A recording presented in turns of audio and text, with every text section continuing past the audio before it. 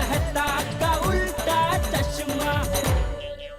आप भी मेरी दुकान गड़ा इलेक्ट्रॉनिक्स संभाल सकते हो।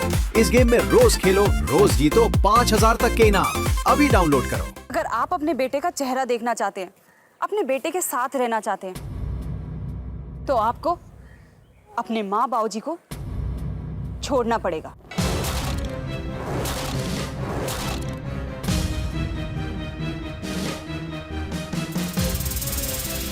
इन्होंने मुझे बहुत दुख दिए हैं। मैं इनके साथ नहीं रहना चाहती। हम साथ में रहेंगे। आप अगर अपने माँ बाबूजी को छोड़कर मेरे साथ रहने आएंगे, तभी आप अपने बेटे के साथ रह पाओगे।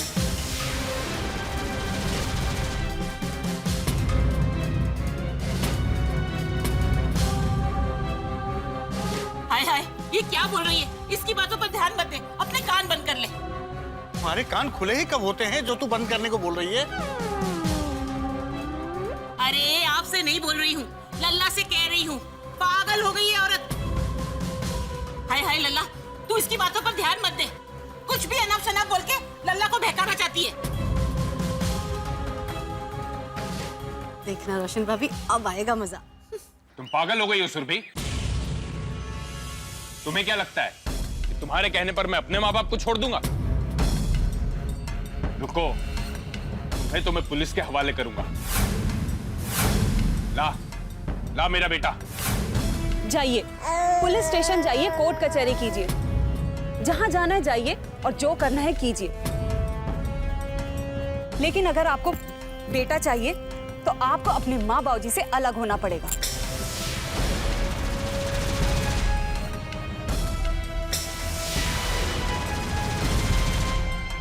शाबाश। अरे तू क्या अलग करवाएगी हमें? तुझे तो हम घर के बाहर फेंक देंगे और बच्चे को अपने साथ रख लेंगे।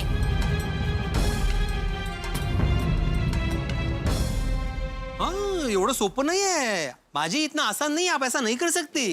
सही बात है। कौन कहता है ऐसा नहीं कर सकते? अरे हमारा कानून ये कहता है। मांगता है तो आप वकील साहब से पूछ लो। क्यों अय्यर भाई?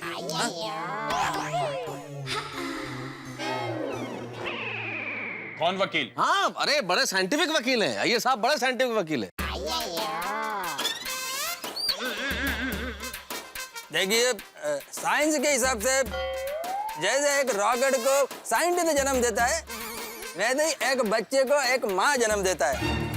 कानून ये कहता है रॉकेट हमेशा साइंटिस्ट के पास रहना चाहिए और बच्चा हमेशा माँ के पास रहना चाहिए।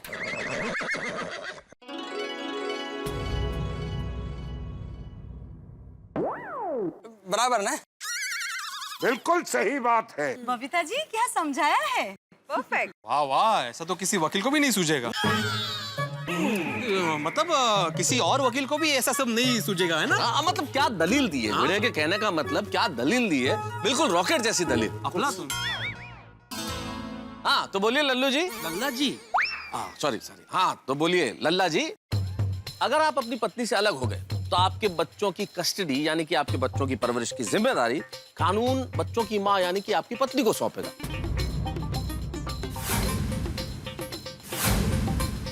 और कोर्ट कचहरी के चक्कर में सालों लग जाएंगे वो अलग। सोच लीजिए।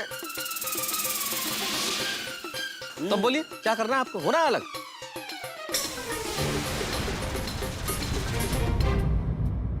तो शेखर बाबू, अभी आपको तय करना है आपको किसके साथ रहना है।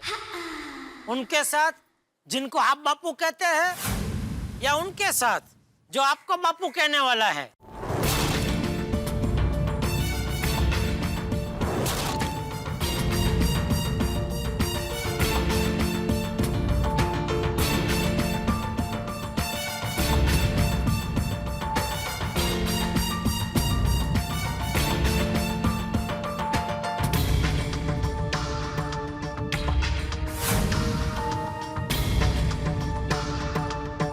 मेहता साहब धीरे धीरे आटे में आ रहे। बिल्कुल बिल्कुल, आ जाएंगे अभी थोड़ी देर में।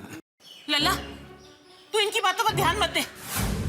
तो चिंता मत कर, हम तेरी दूसरी शादी करा देंगे। अरे ओ लल्ला जी, आजकल शादी होना लोहे के चने चबाने जितना मुश्किल है। यहाँ मुझे पहली शादी के लिए कन्या नहीं मिल रही, वहाँ तुझे दूसरी शादी के लिए कहाँ से मिलेगी? हाँ, और मान लो लल्ला, और चमत्कार से तुम्हारी दूसरी शादी हो गई, तो ये क्या गारंटी है कि वो दूसरी बीवी जो आएगी वो तुमको बेटा ही पैदा करके देगी? भाई सोचने वाली बात यह है कि अगर दूसरी बीबी से भी बेटा नहीं हुआ तो क्या करोगे लल्ला? तो तीसरी, न तो चौथी, न तो पांचवी, 80-90 साल तक हो तो कोशिश जारी रखेंगे।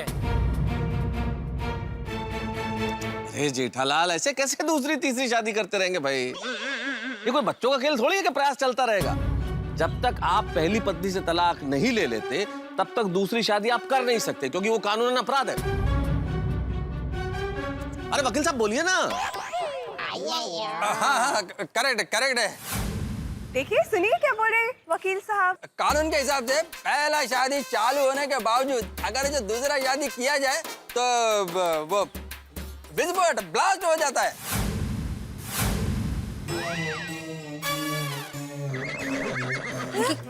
विस्फोट? फॉर एग्जाम्पल H2O, पानी का फार्मूला। अब इसमें से मान लो H2 है शेखर बाबू और O सुरभि भाभी। अगर H2O में से O अलग कर दिया जाए और उसकी जगह पर SO4 रख दिया जाए तो H2SO4 बन जाएगा, मतलब सल्फ्यूरिक एसिड। और एसिड तो तुम्हारे पूरे खानदान को जलाकर राख कर देगा। तेरी बाबरे बाबा, पूरा पूरा जला देगा। अय्यर भाई अच्छा बोले। क्या बोले समझ में नहीं आया, लेकिन अच्छा बोले। सामने वाला डर गया। हाँ बराबर है, बराबर। और क्या?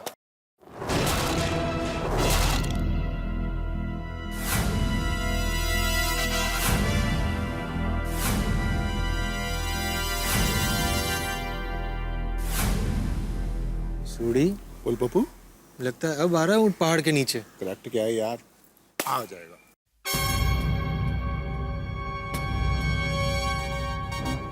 मैंने फैसला कर लिया है। मैंने कहा था ना, अपना लल्ला इनकी बातों में कभी नहीं आएगा। हाँ, वो हमसे कभी अलग हो ही नहीं सकता। शाबाश बेटा। मैंने फैसला कर लिया। मैं अपने परिवार को लेकर के आप लोगों से अलग हो जाऊंगा।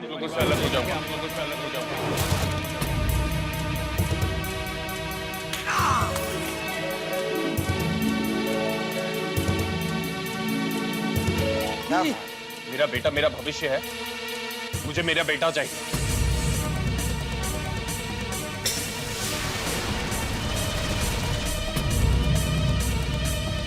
समझदार निकला। हाँ, मुझे मेरा बेटा चाहिए। लल्ले की माँ, क्या कहा इसने? हमें कुछ सुनाई नहीं दिया। लल्ले के बाबूजी, बहुत अच्छा हुआ कि आपको कुछ सुनाई नहीं दिया, वरना आप बहरे के साथ साथ गूंगे भी हो जाते। ये बेटे के लिए हमें छोड़ देगा, अपने माँ बाप को। क्या लल्ला, तू बहू के कहने पे हमें छोड़ देगा? अपने माँ बाबूजी को छोड़ देगा तू? अरे लल्ला, जिसने तुझे पाल पोस कर बड़ा किया, पढ़ाया लिखाया, तू उन्हें ही अपने से अलग कर देगा?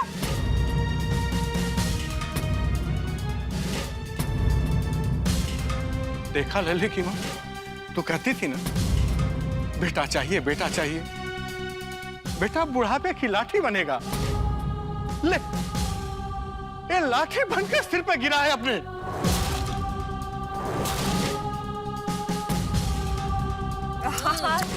हाँ लल्ले के बाबूजी, मुझे तो यकीन ही नहीं हो रहा है कि हमारा लल्ला हमारे साथ ऐसा कर सकता है।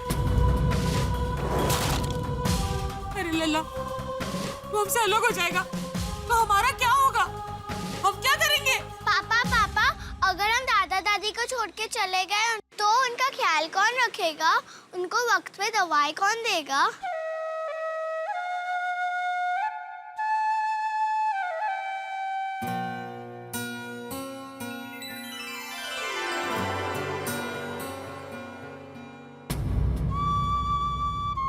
देखा लल्ले की माँ, जिस बेटे के साथ हम इतना बुरा व्यवहार किए वो हमसे कितना प्यार करती। और जिस बेटे को हम जान से भी ज्यादा प्यार की, वो आज हमको छोड़ के जाने को तैयार हो गया है। अरे भाई, बोया पेड़ बबूल का तो आम कहाँ से हुए? बिल्कुल सही कहा चाचा जी। मतलब मैं कुछ समझा नहीं। जैसा बोओगे वैसा ही काटोगे ना। सही बात है। आपने शेखर के मन में बेटे के अंधे मोह का जो बबूल बोया है, उसके कांटे अभी आप ही को चुभ रहे हैं। देखा आपने, आज अपने बेटे को पाने के लिए आपका बेटा आपको छोड़ रहा है।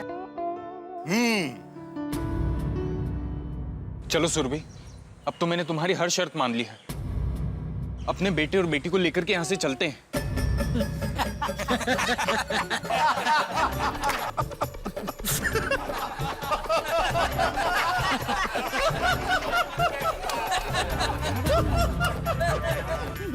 बेटे को लेके चलते हैं। बोल बेटा,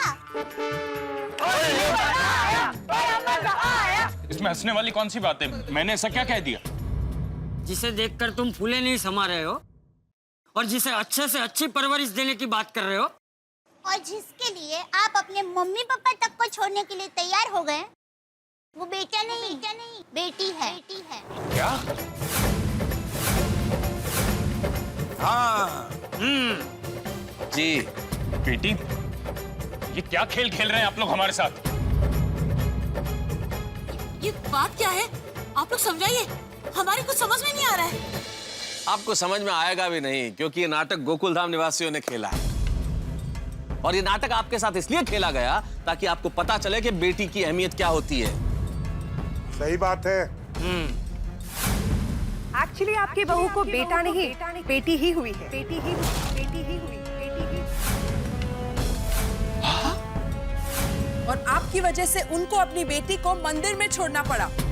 और आपके डर की वजह से मजबूर होकर एक माँ ने अपनी बच्ची को छोड़ दिया।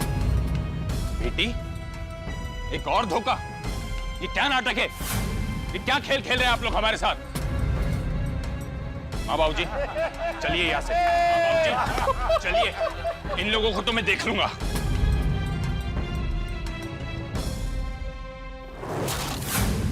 भाऊजी गए नहीं?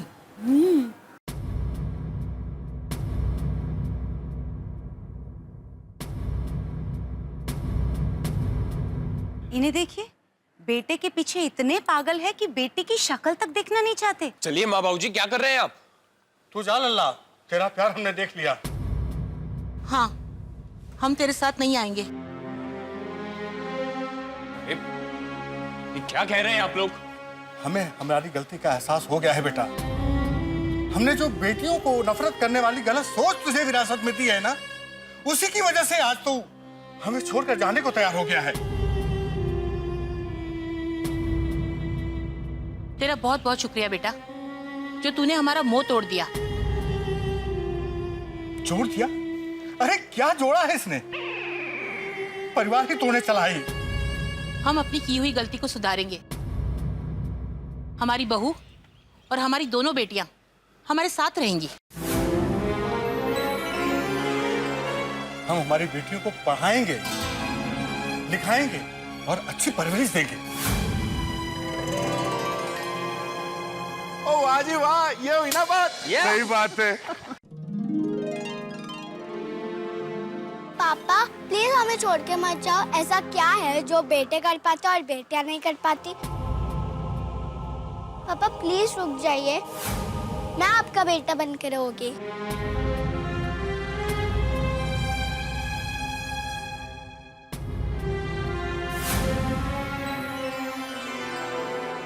क्या बात है। ऑल द बेस्ट सुहानी बेटा। देखो देखो देखो, कैसा पत्थर जैसा बाप है, फिर भी बेटी का प्यार देखो अपने बाप के लिए।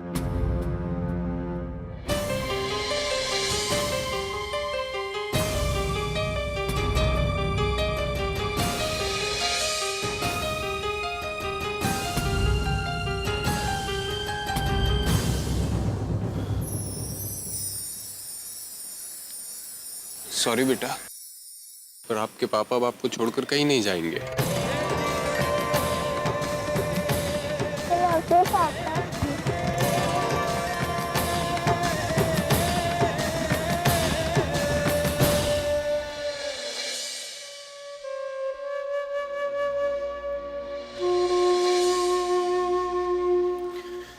मुझे माफ कर दीजिए।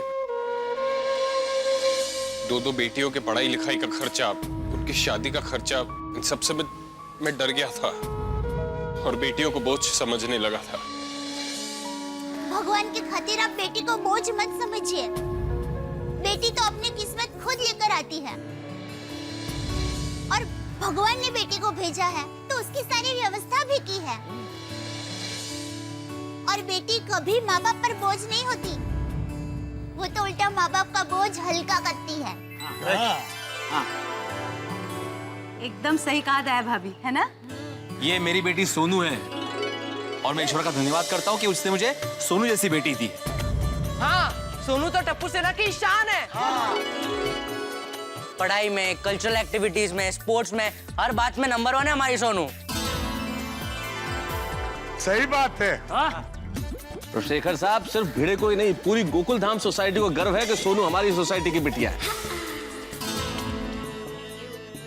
हमारी गोकुल धाम सोसाइटी में कोई भी कभी भी बेटा और बेटी में भेदभाव नहीं करता। ना ही कभी किया और ना ही किसी को करने देंगे। बराबर। भेदभाव करने की आवश्यकता भी क्या है? बेटे और बेटी दोनों बराबर हैं, दोनों की महत्ता अपनी अपनी जगह।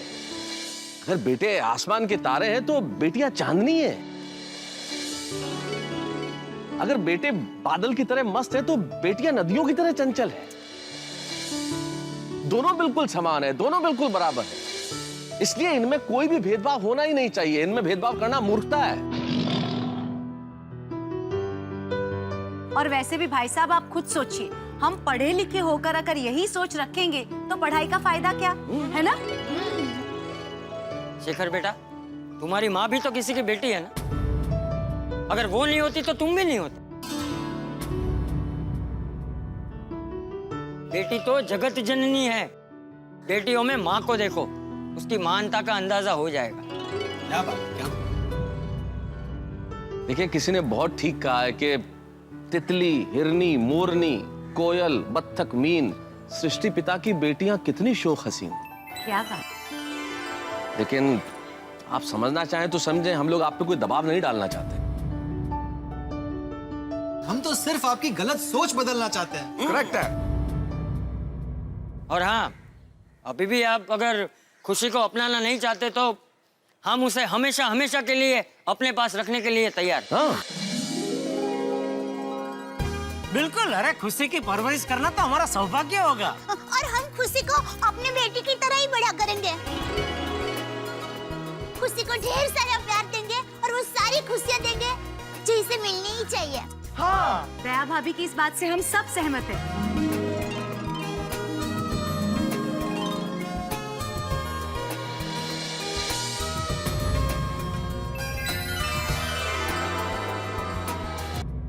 बस बस, अब हमें और शर्मिंदा मत कीजिए।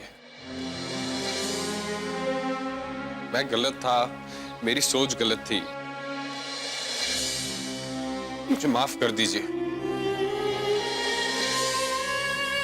माँ, बाबूजी, मुझे माफ कर दीजिए।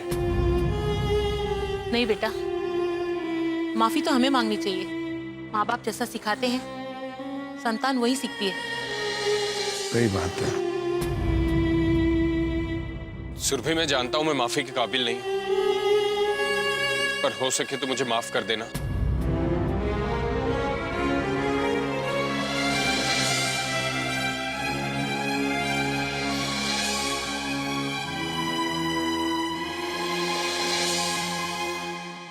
मेरा बच्चा, आजा आजा आजा, अच्छा मेरे पास प्यारी बेटी।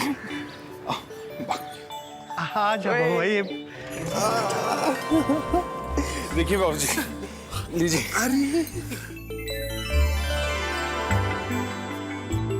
दीजिए ना, मुझे दीजिए। अरे नहीं, तुमको नहीं देंगे। अरे दीजिए। मेरी बेटी मुझे तो अरे दीजिए। नहीं भाई, हमें मेरे पास आने दो। ये गुड़िया लाइए बाबू। ये लो, ये मेरा कान की मशीन हो लगा दी। माँ जी, बाबूजी, मुझे माफ कर दीजिए। मुझे झूठ बोल के ये नाटक करना पड़ा। नहीं नहीं बहू, माफी तो हमें मांगनी चाहिए। बहू, अगर तू नाटक नहीं करती हमारी आंखें कैसे खुलती? सही बात है। सबसे पहले मैं ये कहना चाहता हूँ कि मैंने मेरे दोनों बेटियों में भेदभाव किया, उन्हें स्वीकार नहीं किया। मैं इसलिए बहुत शर्मिंदा हूँ। हम भी बहुत शर्मिंदा है। हम गलत थे, हमारी सोच गलत थी। और हम पूरी दुनिया से माफी मांगना चाहते हैं और ये भी कहना चाहते हैं कि बेटियों को बोझ समझकर ठुकराने की गलती कोई भी कभी भी मत करना। नमस्कार दर्शकों, मैं हूँ रीटा रिपोर्टर कल तक से और आप सब लोगों के लिए मैं लेकर आई हूँ एक ब्रेकिंग न्यूज। रीटा? ये कहाँ से प्रकट हो गई? आ गई। इसकी चैनल हमारी गोकुलधाम सोसाइटी की वजह से ही चलती है। अगर तू चाहता है लोग तूफान एक्सप्रेस पढ़े तो तू भी हमारी खबरें छाप। अरे सुन क्या? मैं Rita reporter live Gokuldham society से, और एक बार फिर से गोकुलधाम सोसाइटी के लोगों ने मिलकर एक नन्ही सी बच्ची खुशी की जान बचाई। एक बार उन लोगों ने फिर से साबित कर दिया कि प्यार से बड़ा और इस दुनिया में कुछ भी नहीं है। प्यार से बढ़कर कोई ताकत नहीं है। प्यार के आगे नफरत की कोई जगह नहीं है। इस बारे में मैं आप लोगों को और जानकारी दूंगी इस छोटे से ब्रेक के बाद। कहीं मत जाइए, देखते रहिए रीटा रिपोर्टर के साथ कल तक। Hello everyone. रीटा रिपोर्टर, ये लाइव टेलीकास्ट चल रहा है और तुम कब कहाँ से शूट कर रही थी भाई? भिड़े अंकल, रीटा दीदी को टप्पू सिन्हा ने बुलाया है।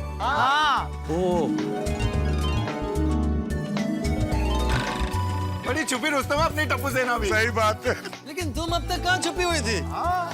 हम लोग तो यहाँ पहले ही आ गए थे। मैं तो वहाँ छत पे छुपी हुई थी। यहाँ पर जो कुछ भी हुआ वो सब कुछ मैंने हमारे कैमरे में रिकॉर्ड कर लिया है।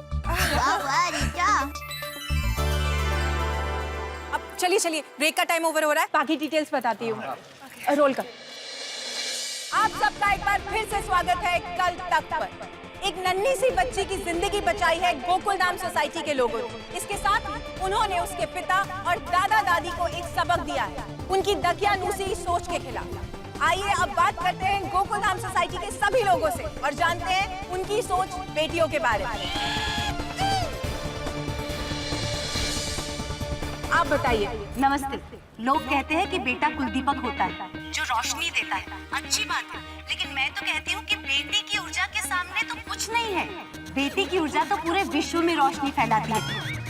रोशन भाभी, चंदा कोचर और इंदिरा नोई को तो सब जानते हैं क्योंकि इन दोनों ने कॉर्पोरेट फील्ड में अपने टैलेंट और मेहनत से देश का नाम रोशन किया है। वाह मेरी रोशन, वाह। कविता जी, साइना नेहवाल, मैरी कॉम, सानिया मिर्जा जैसी बेटियों ने स्पोर्ट्स के फील्ड में हमारे देश का नाम टॉप पर पहुंचाया है।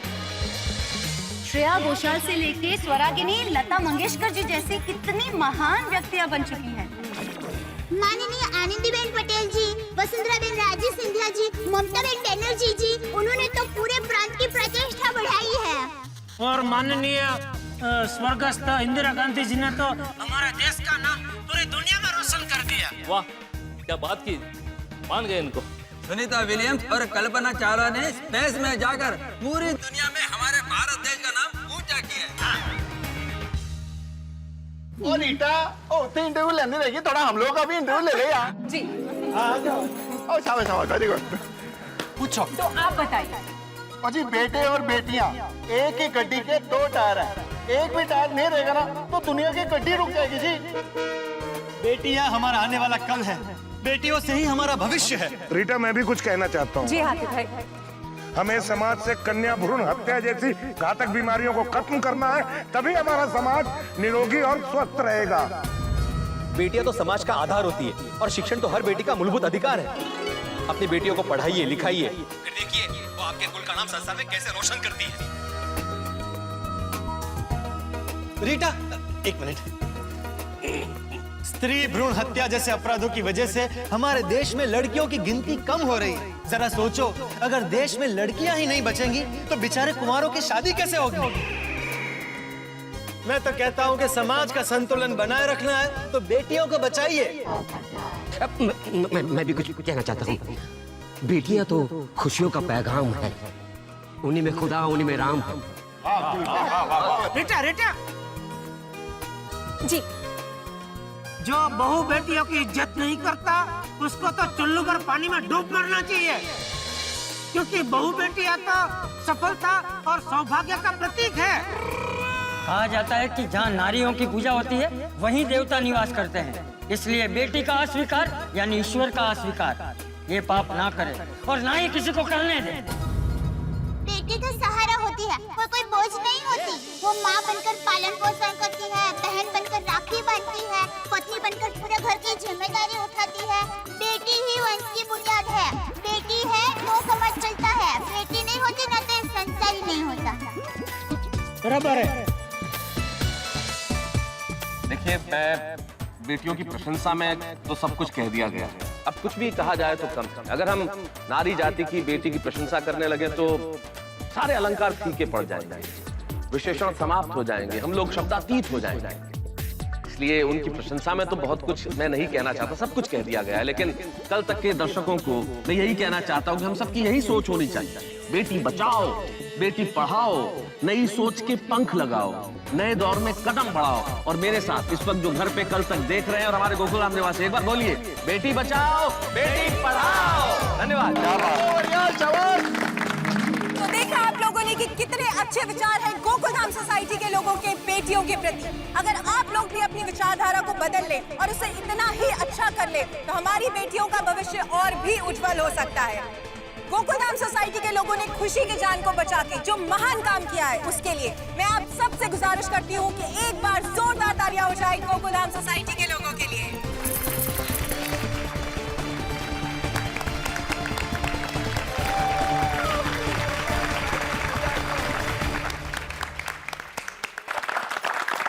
अच्छा, मैं अभी चलती हूँ, मुझे एक और न्यूज़ कवर करने के लिए जाना है।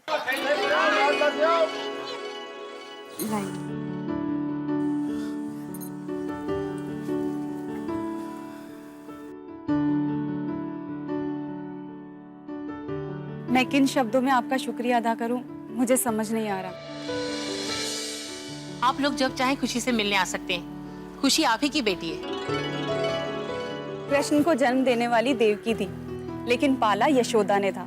दोनों ही उनकी माँ कहलाती हैं। मेरी खुशी की यशोदा आप हैं, आप इसकी माँ हैं। मुझे तो यकीन ही नहीं हो रहा है कि आज के जमाने में भी आप जैसे लोग मौजूद हैं जो दूसरों की खुशी के लिए अपनी खुशी त्याग देते हैं। ईश्वर आप सब पर अपना आशीर्वाद सदा बनाए रखे। अब हम खुशी को अपने साथ ले जाने की आपसे इजाजत चाहते हैं। सुरभिबेन, इसमें इजाजत कैसी? खुशी आपकी तो बेटी है, पर एक बार मैं खुशी को अपने सीने से लगा सकती हूँ?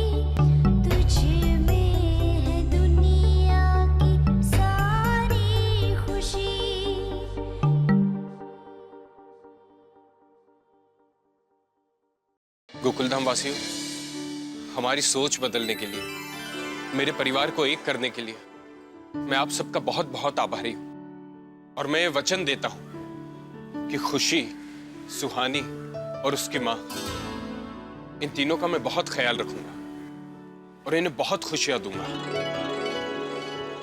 इन्हें आज भी नहीं आने दूंगा और ढेर सारी खुशियां दूंगा। शाबाश। आओ जी, मैं आप सबको कर छोड़ देता हूँ।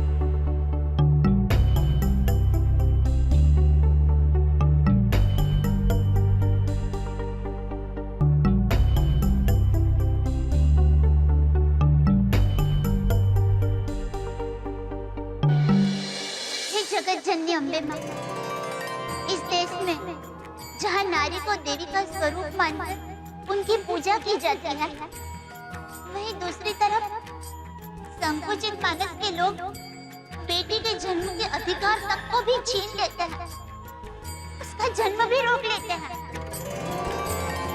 उन्हें प्यार दुलार के बदले धुतकार दिया जाता है। जीवन भर उनके साथ अन्याय होता रहता है। बेटियों को आपके आशीर्वाद की जरूरत है माँ।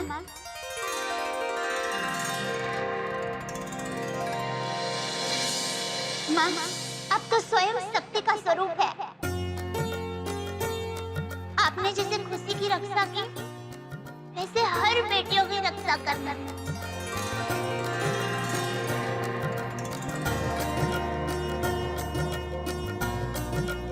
माँ, सुरभि बेच जैसी हर निर्बल स्त्री को आप इतनी शक्ति देना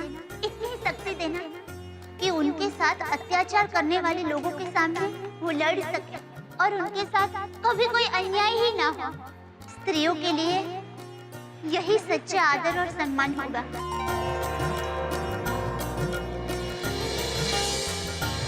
इस देश की हर बेटी को आपका आशीर्वाद दीजिए माँ।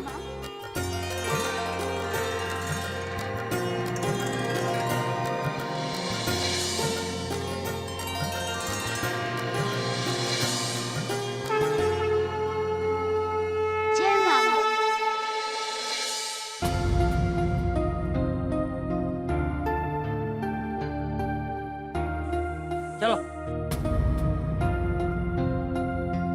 चलो सब अंदर चलो। टप्पू चलो। दादाजी, अब खुशी चली गई तो घर जाने का मन ही नहीं कर रहा है।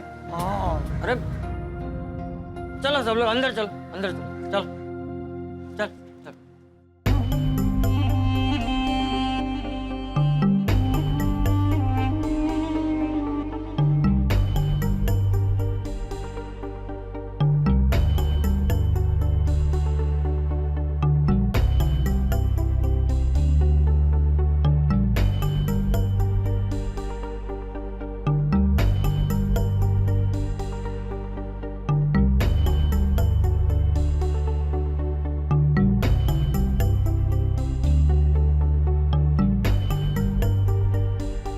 अरे रुको एक मिनट, सब लोग रुक जाओ, रुको। सब लोग इतने उदास क्यों हो? अरे खुशी चली गई है, इस बात की तो हमें खुशी मनानी चाहिए। चाचा जी, खुशी चली गई उस बात की हम खुशी कैसे मना सकते हैं? अरे क्यों नहीं मना सकते? हमने एक बेटी को उसके परिवार से मिलाया है। बेटियों के प्रति भेदभाव रखने वालों की हमने सोच बदली है। कल तक न्यूज के जरिए हमने यह संदेश पूरे देश में पहुंचाया है, और यह संदेश से अगर एक आदमी की भी सोच बदलती है तो हमें अपने आप को बहुत नसीबदार समझना चाहिए। अरे हमने इतना अच्छा काम किया है तो हमें खुशी तो मनानी ही चाहिए ना। हम पर खुशी के बगैर खुशी मनाने का मन नहीं करता। मुझे तो चारों तरफ खुशी का ही चेहरा नजर आता है। ऐसा लगता है कि खुशी के जाने से गोकुलधाम की सारी खुशियां ही चली गई। सही बात है। अरे बस बस, तुम लोग ऐसा सोचोगे तो कैसे चलेगा? अरे जिन्होंने खुशी को खुशियां दी हो उसकी जिंदगी से खुशी कभी नहीं जा सकती। खरे चाचा जी, खरे। एक बात बताओ, तुम सब लोग मानते हो ना कि खुशी हमारे साथ भावनाओं से जुड़ी हुई है? हाँ हाँ बिल्कुल। हाँ तो फिर बस, खुशी अगर हमारे साथ भावनाओं से जुड़ी हुई है तो हम अगर दुखी होंगे तो खुशी भी दुखी होगी, हम अगर बेचैन रहेंगे तो खुशी भी बेचैन होगी, और हम अगर खुश रहेंगे तो खुशी भी खुश हो जाएगी। सही बात है। बिल्कुल सही कह रहे बापूजी, बिल्कुल सही कह रहे। कोई उदास नहीं होगा, कोई उदास नहीं होगा। हैं? सब लोग चलो जरा खुश हो जाओ। हैं? बापूजी की बात सही है। अरे तो फिर मेरा मुंह क्या देख रहे हो? इस उदासी को चेहरे से उखाड़ कर फेंक दो। हाँ।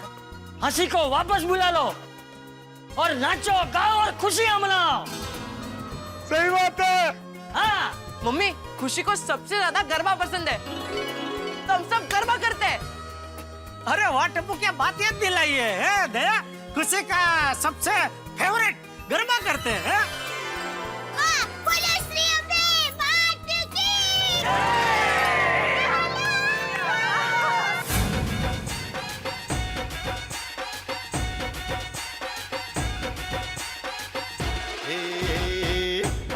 मात तुझे करते प्रणाम है, हर जोड़ी जैसे यहाँ राधा और श्याम है।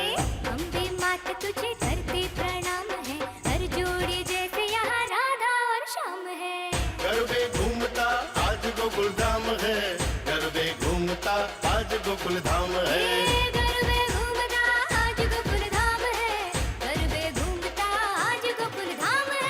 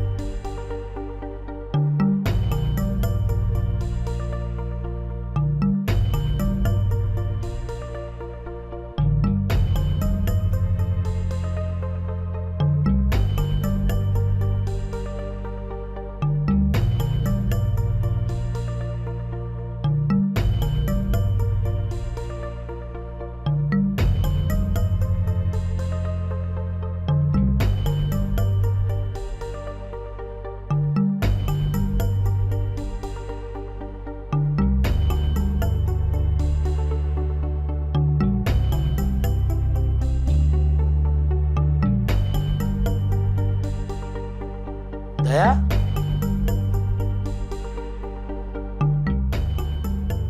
दया, क्या हुआ? खुशी के बगैर पूरा घर खाली खाली लग रहा है। कल तक पूरे घर में खुशी की हंसी गूंजती थी और अब खुशी के बगैर पूरा घर एकदम खाली खाली हो गया, सुना सुना हो गया है। दया, खुशी अभी यहाँ नहीं है तो क्या हुआ? वो इतने दिन हमारी बेटी बनकर यहाँ रही तो उसकी मीठी मीठी प्यारी प्यारी कितनी सारी यादें हैं तो हमारे साथ है ही ना। वही यादें मुझे बेचैन कर रही है टप्पू के पापा। मुझे कुछ अच्छा ही नहीं लग रहा है। दया, मेरी बात सुन। तू ही चाहती थी ना कि खुशी की माँ को खुशी मिल जाए और खुशी को अपनी माँ। तो तू जैसा चाहती थी वैसा ही तो हुआ, तो तुझे तो उल्टा खुश होना चाहिए। सच कह रहे टप्पू के पापा, लेकिन मन को कोई कैसे मनाए? खुशी के बारे में सोचते सोचते मैं अपने आप ही गुमसुम हो जाती हूँ और चुपचाप घर को देखती रहती हूँ।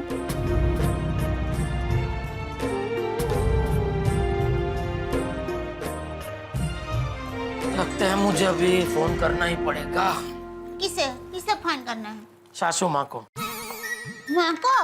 क्यों? को बताना पड़ेगा ना कि आपकी बेटी गुमसुम और चुपचाप हो गई है और उसकी वजह से मैं भी गुमसुम और चुपचाप हो गया हूँ। इसलिए मैंने खुद ही अपना एक नया नाम रख लिया है। क्या, कौन सा नाम रखा है आपने? मैं तुझे क्यों बताऊँ, वो सासू माँ को ही बताऊंगा। टप्पू के पापा बताइए ना, कौन सा नाम रखा है आपने? हंसेगी तो नहीं? नहीं हंसूंगी, बताइए ना। गुम चुप सुम चप कुमार। टप्पू के पापा, आपने तो गुमसुम और चुपचाप ये दोनों का भेड़पूरी बना दिया। अच्छा है ना? अच्छा है, लेकिन आप पर नहीं जचता है। नहीं जचता है ना? तो ठीक वैसे ही तू गुमसुम और चुपचाप रहती है ना, तुझे भी नहीं जचता। तू तो ऐसे ही खिलखिलाती हंसती हुई अच्छी लगती है, तो ऐसे ही हंसते ही रहना। आप तो बुद्धिमान जादूगर निकले। बुद्धिमान जादूगर? आखिर आपने मुझे हंसा ही दिया। अरे बस बस भाई बस। सब तुझसे ही सीखा हूँ दया, तुझसे ही सीखा हूँ सब। तो अब जब भी खुशी की बात हो तो तेरे चेहरे से हंसी और खुशी छलकनी चाहिए। ये सोचकर कि खुशी अपने मम्मी पापा के साथ कितनी खुश होगी, हंस रही होगी, खेल रही होगी।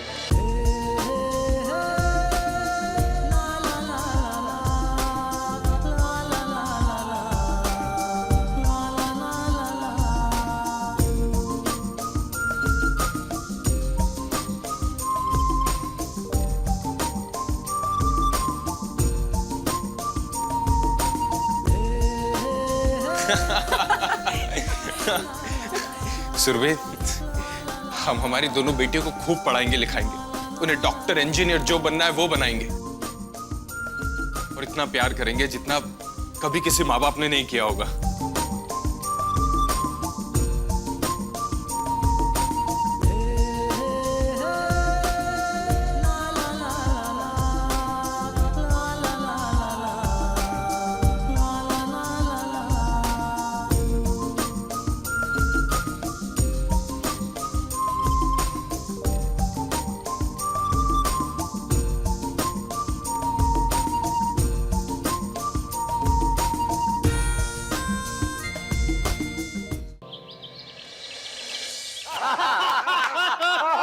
और पता है एक बार क्या हुआ? मैं एक स्टेशन पे गया, मुझे वहाँ एक वजन नापने वाली मशीन नजर आई।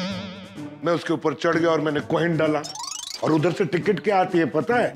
कृपया परिवार के साथ न चढ़े, एक एक करके आइए। पानी। Thank you. तो डाइट वाला नहीं है ना? क्या? कुछ नहीं। आप लोग बातें कीजिए, मैं अभी एक स्पेशल चीज बना के लाती हूँ। स्पेशल चीज क्या अंजलि भाभी?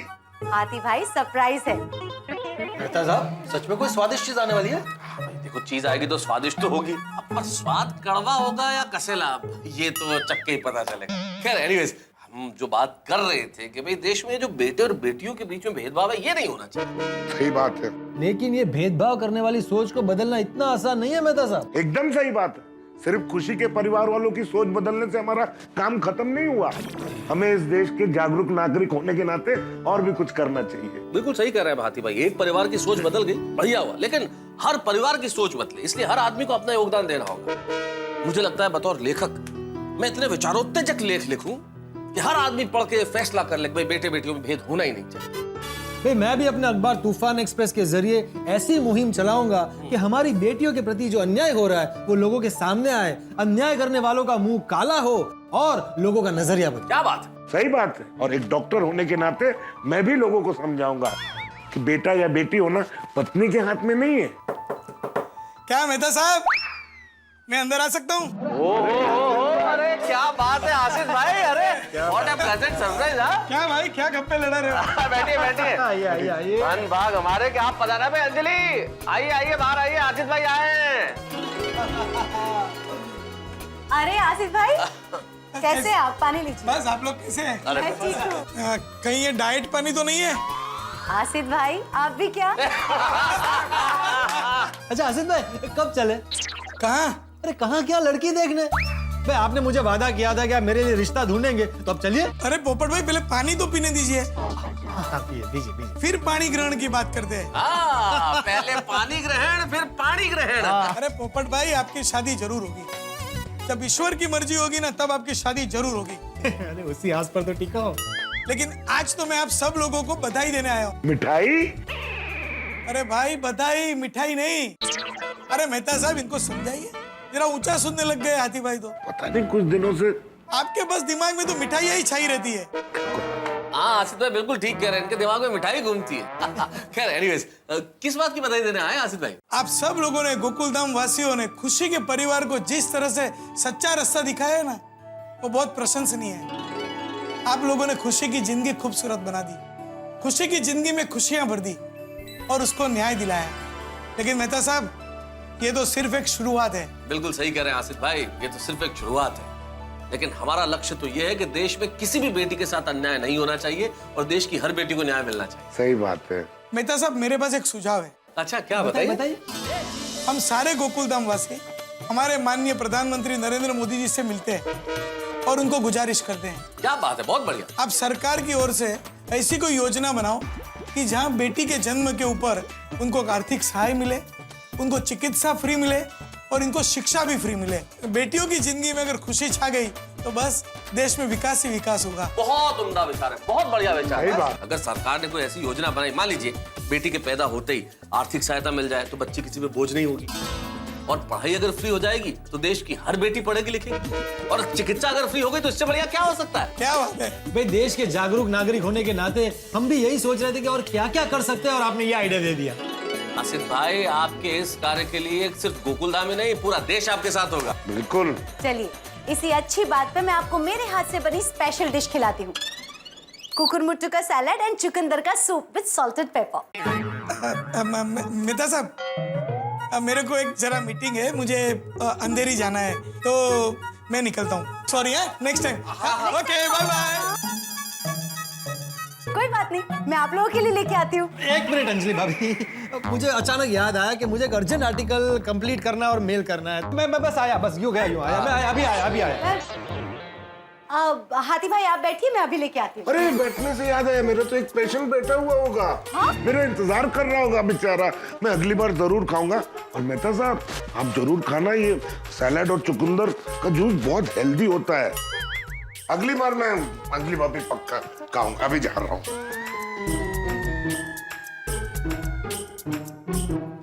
हाँ, लेके आओ चुकंदर का सूप। मैं तो कोई जा भी नहीं सकता ना। अभी भाई, कौन कहता है खाली जेठालाल के जीवन में प्रॉब्लम है?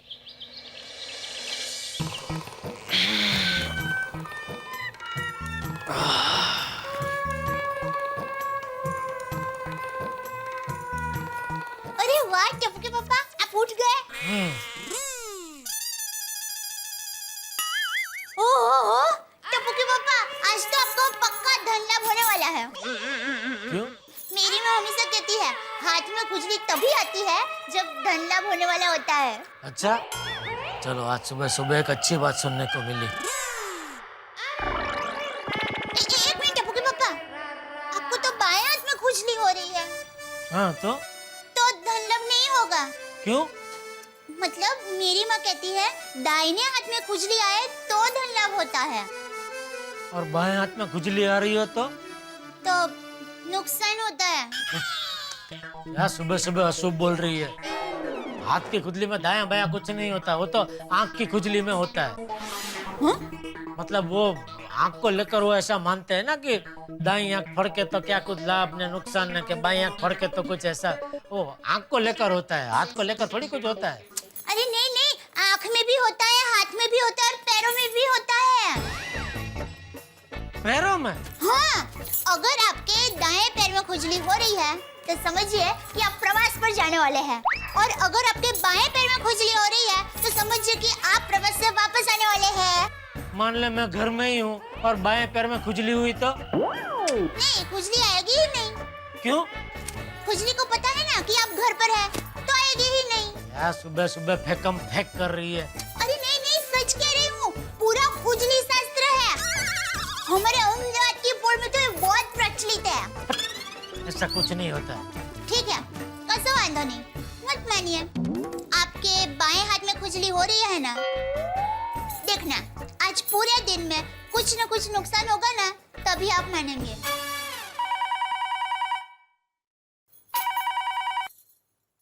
हेलो, हो सुंदर, बोल वीरा, कैसे है तू? हाँ है ना, ये सामने बैठे तुम्हारे जीजा जी। हाँ, कितने रुपए वीरा? बस 50 लाख। वीरा 50 लाख तो मैं तो कहती हूँ 75 लाख भी नहीं, 1 करोड़ मांग लेना। हाँ, अरे लागू तो तीर, मांगने में क्या जाता है, दे दे तो अच्छा ही है ना, अपना तो फायदा ही है ना। लगता है ये भाई बहन मिलकर मेरी दुकान में रहकर सब बिकवा के रहेंगे। हाँ, देती हूँ टप्पू। हाँ, लीजिए सुंदर वीरा के पास। अरे सुंदर वीरा है। अरे बात कीजिए ना, ऐसा क्या करूं? अरे आपने फोन काट क्यों दिया? सुंदर वीरा को आपसे बात करनी थी। आप मैं क्या बात करूं उससे? अरे हमारे अहमदाबाद के पोल में मंगू मसीह है ना, उनको उनका पोल का मकान बेचना है, तो उस बारे में वीरा को आपसे राय लेनी थी। मेरी राय? क्या? वही कि मकान कितने में बेचना चाहिए। मैंने तो वीरा को कह दिया 1 करोड़ मांग ले, लागू तो तीर, मांगने में क्या जाता है, दे दे तो अच्छा ही है ना, अपना ही फायदा है। अच्छा, तो मतलब तू वो बात कर रही थी? हाँ, क्यों आपको क्या लगा? जोरदार झटका लगा। क्या? मतलब मैं वो ना के तैयार होके फिर उसको अपनी राय दे दूंगा, चलेगा? हाँ हाँ ठीक है। Thank you. अरे अरे अरे अरे ये देखो देखो सोनू, ये देखो कैसे कचरा बीचों बीच फेंका है कंपाउंड के।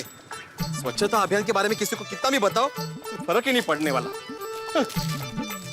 यहाँ पे कचरे का डिब्बा, लेकिन सहमत नहीं उठाएंगे यहाँ पे फेंकने की।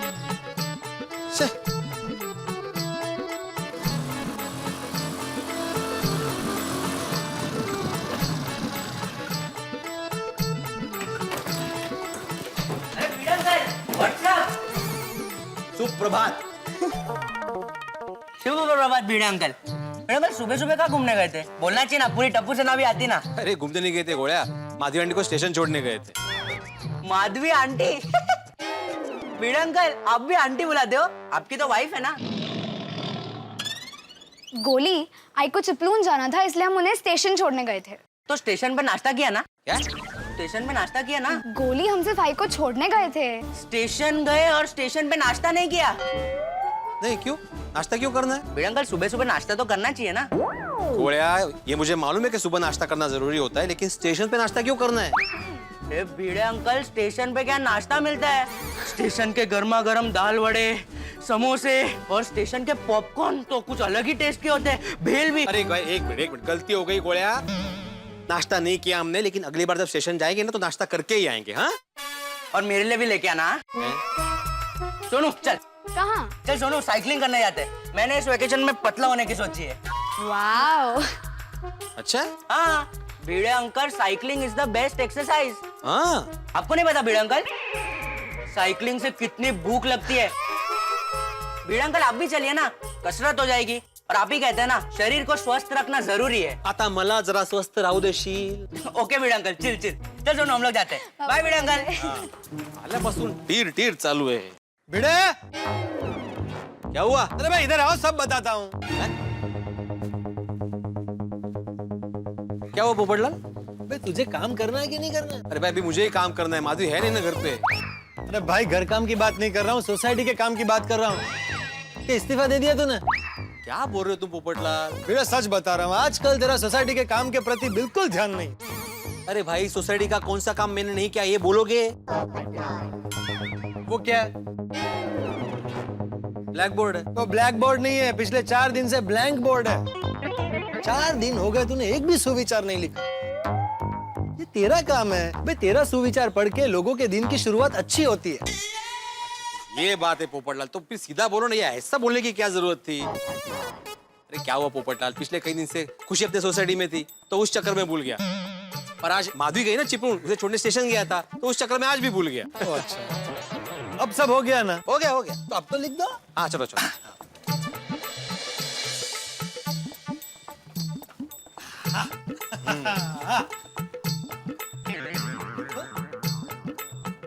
पोपटलाल क्या लिखूं, कुछ सूझ नहीं रहा है। ओ अच्छा, मैं बताता हूँ, लिखो। हाँ, जब भी हो जाए शादी उसे सौभाग्य समझना अपना, क्योंकि पत्नी के बिना जीवन है सूना सूना सूना। सुना, मुझे सुविचार लिखने हैं, तुम्हारे विचार नहीं। भलाई का तो जमाना ही नहीं रहा। सत श्री अकाल, नमस्कार, अस्सलाम वालेकुम, गुड मॉर्निंग, कैसा का है? गुड मॉर्निंग मैं सत श्री अकाल। सत श्री अकाल, क्या हाल है भाई? और चढ़ दिया कला, रब जी की कृपा सदका। और तुम दोनों इधर क्या कर रहे हो? अरे कुछ नहीं भाई, सोडी भिड़े को सुविचार लिखना है, लेकिन कुछ सूझ ही नहीं रहा। वाह अल्लाह, और हम बता देते हैं सुविचार। और लेख पिड़ो। हाँ। मालिक दी गड्डी और ड्राइवर दा पसीना, और चलती है गड्डी रोड पे और बनके मेरी हसीना। अरे क्या वाह वाह, क्या मजा आ गया पोपटलाल भाई, सुविचार लिखना है। सूड़ी, ये तो ट्रक के पीछे लिखा हुआ होता है ना, ये सुविचार नहीं हुआ। पढ़ाई का तो जमाना ही नहीं रहा यार।